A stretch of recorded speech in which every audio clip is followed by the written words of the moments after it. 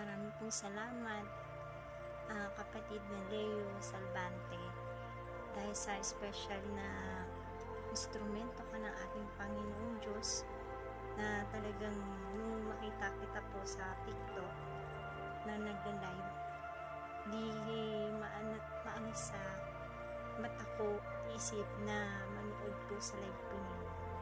Yung pala gagamitin ka instrumento upang po maranasan kong gumaling sa matagal ko ng karamdaman na sobrang paghihirap ko sa aking katawan, na talagang pumayat na ako sa